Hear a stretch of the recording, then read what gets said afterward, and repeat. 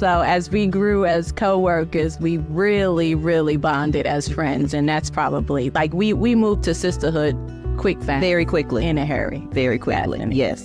And had that shared bond and connection clearly to community. Because even though you were new to North Carolina, quickly, you're not Southern, but quickly made yourself really comfortable in Greensboro. So, all of the community services and agencies, we knew the connections pretty well because of our work. And so shared that love of community and wanted to be able to touch people in any which way we could with our gifts, and had an opportunity to work with the Teen Parent Mentor Program at the YWCA.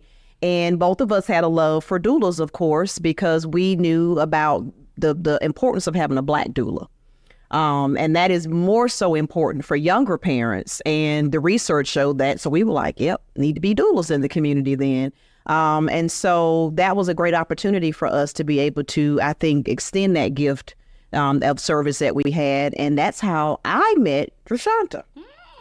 Yeah, that's how I met DraShonta. Had no idea that DraShonta is connected to Kim, was going to be connected to Kim. So it was just this nice little triangle of relationship. So we need to back up. Yeah, so let's speak of the connection. Yeah. Right. I affectionately call her Mama Kim.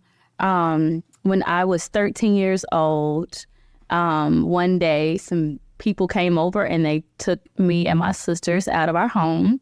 And I ended up at social services, and I didn't want to stay with my sisters. I did say that comes from being the oldest sibling and having to carry so much weight and a burden. I really just didn't want to deal with it anymore. And it was a unique situation. So selfishly, I said, well, I don't really want to stay with them. I love them, but let me go figure out maybe what life is like somewhere else. So for the weekend, I stayed with my sisters, and they told me that my family was coming to pick me up afterwards. I think y'all might have been out of town or something like that. Mm-hmm. So Mama Kim picked me up from social services.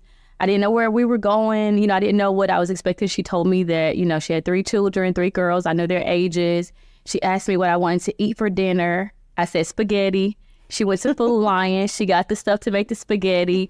She made spaghetti. I met my new sisters and my new dad. And I had never really been around a traditional family with like a husband and a wife and kids. So I was the oldest and I fit right in. I think people really thought that I came from you and Papa Just.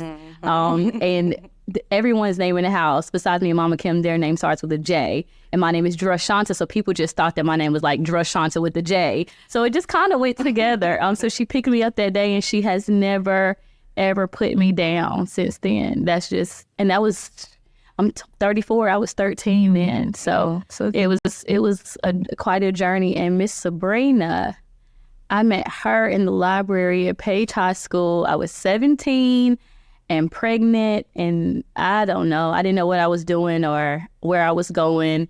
And the Teen Parent Mentor Program was a thing, and we met at the Y. And when the situation of a doula came up, I think there were other options of people, but I don't know why you wanted to be my doula or why I wanted you to be my doula. I don't know how that couldn't. I don't either. Like I've tried to think about that and reflect on how did that, because typically I was matched with particular, I don't even know why. Most of the time they were African Americans. My first baby was to a teen parent that was schizophrenic because of my background in psychology. So I was trying to think like, I don't know why. I just think that it was not by happenstance, though. I know that. So there was no reason. It wasn't like I looked at a list of names and said, I want DraShonta. I don't know how. I can't remember how, but we were. And I was paired with DraShonta as her doula. And then Mama Kim was one of the first people I told I was pregnant, because I always, most of the time, tell her all the things, especially when I'm in trouble. I always tell her first. Because she's going to get on me, but she's also going to give me solutions and help me through it. She's always done that. So I told her I was pregnant. And I think when I decided who was going to be in the room, it just made sense for her to be in the room with me, with the father of my child, and with you, Miss Sebrina. And y'all helped me bring my baby earthside. So it's a very special relationship.